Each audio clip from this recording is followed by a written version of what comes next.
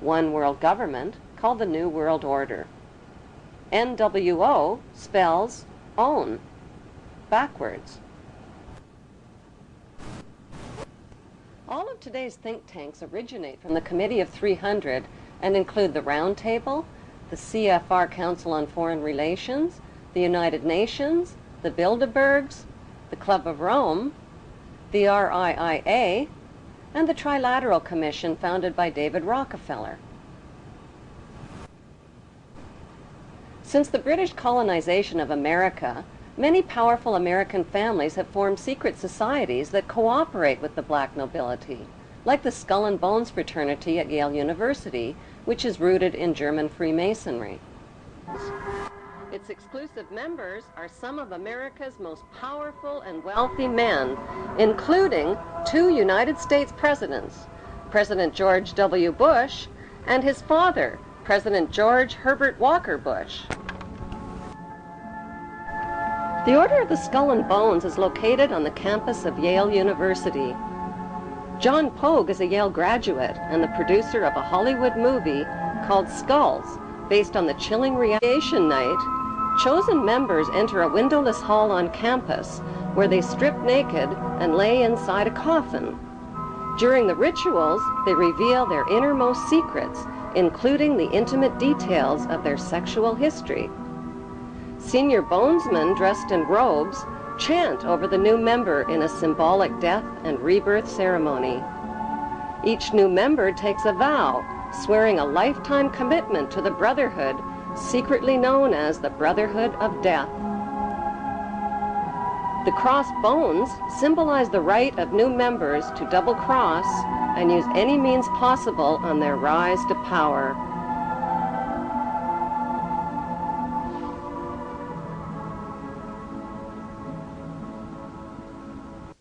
They're supposed to recount their entire sexual histories in sort of a dimly lit, cozy room. The other 14 members are sitting on plush couches and the lights are dimmed and there's a fire roaring.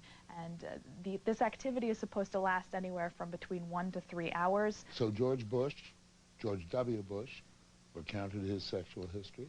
That would have been something they would have done, yes. What is the point of this? I believe the point of the year in the tomb is to forge such a strong bond between these 15 new members that after they graduate, for them to betray Skull and Bones would mean they'd have to betray their 14 closest friends. One can't help but make certain comparisons with the mafia, for example.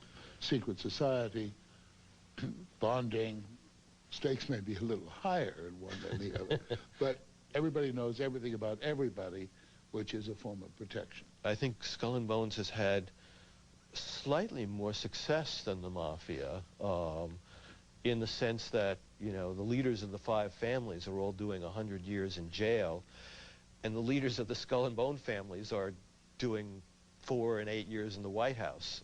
Bones is not restricted to Republicans. Yet another Bonesman has his eye on the Oval Office. Senator John Kerry. Skull and Bones is so tiny, that's what makes this staggering. 15 people there are only a year. 15 people a year, which means there are about 800 living members at any one time. We know that a lot of bonesmen have gone to positions of great power. That's what Skull and Bones' purpose is, to get as many members as possible into positions of power. Though there is this mythology about Skull and Bones pulling the strings of government. You're saying the fact is Skull and Bones are pulling the strings of government. They do have many individuals in influential positions, and that's why this is something that we need to know about.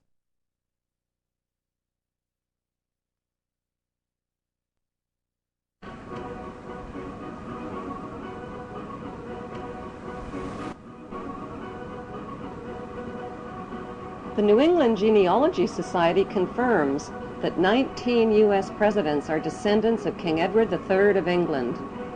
Like European royalty, America's blue bloodlines are maintained through intermarriage. George W. Bush is descended from several kings of England and Scotland. He is also a distant cousin of Queen Elizabeth II of England.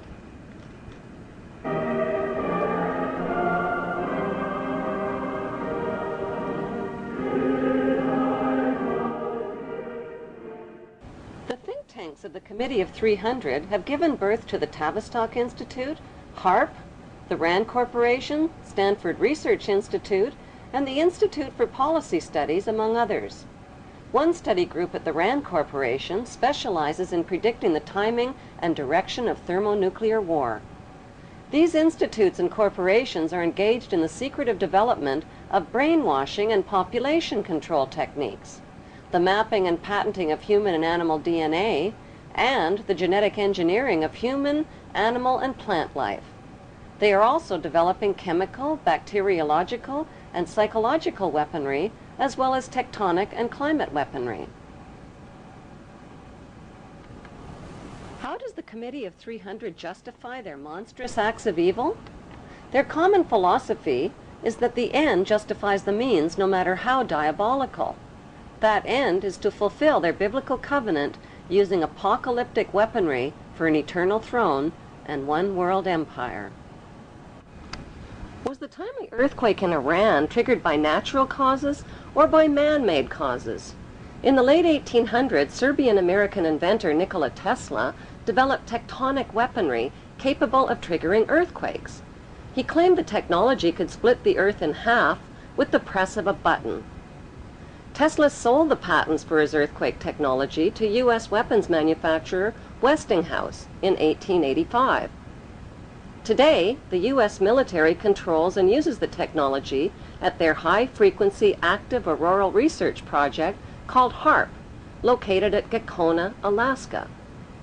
In his book, Angels Don't Play This Harp, Dr. Nick Begich claims the U.S. military has developed tectonic and climate weaponry that can trigger earthquakes, manipulate weather systems, and cause floods, droughts, and hurricanes that threaten the economies of other nations.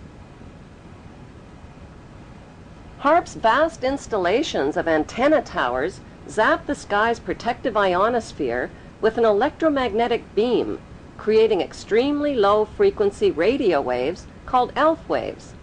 These ELF waves bounce back to Earth as plasma balls. This tectonic weaponry can be more lethal than any of America's most powerful nuclear weapons.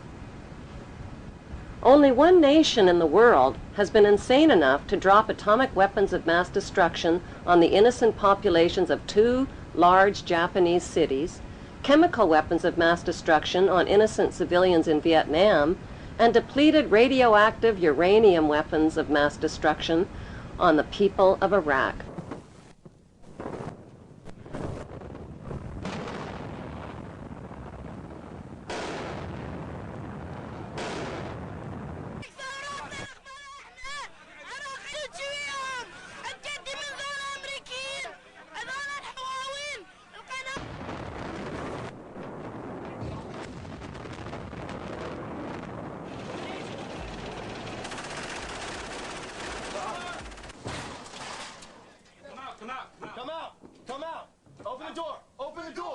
Get your hands up and come outside. Come outside. Everybody in the house needs to come outside. Out here in the yard, out here in the yard. Keep going, keep going, keep going, keep going. No one there. No one in there? Good stuff, sir. Yeah, clear the house now. Let's sweep on down straight. Keep going.